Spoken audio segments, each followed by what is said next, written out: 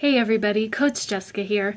I wanted to make a video because it's been weighing on me for a long time to talk about this, and I wanted to talk about, for me, why Beachbody coaching is hard.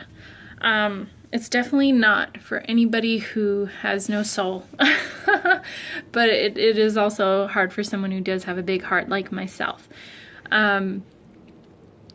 A lot of challenge groups I run, I get a ton of people that say they're ready. I do an interview process and they qualify, but then they get into it and within a couple weeks they start having an off day, and then they let that have a domino effect into the rest of the whole challenge, and then they end up coming to me telling me that, sorry I was so quiet, or if I message them, I get a whole bunch of excuses as to why they weren't following through.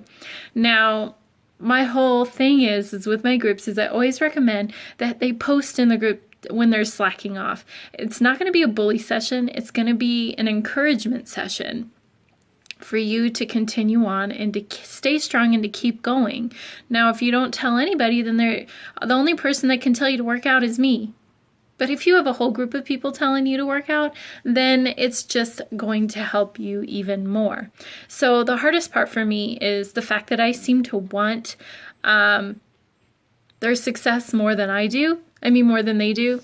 And so they end up, when they fail or when they end up having no success with the program because they let excuses get in the way, it hurts me because I feel like I didn't do my job, even though I did all I could do, which is a weekly check-in or daily check-ins in the group, and no one responds. And that's the hardest part, it's just wanting that success for my clients more than they want it, or if they do want it so bad, but they just aren't in the right mindset, or they haven't learned to not give up on themselves.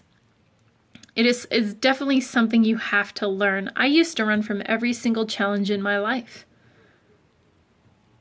If I got one of the main roles in a play in high school, it was a musical. And what did I do?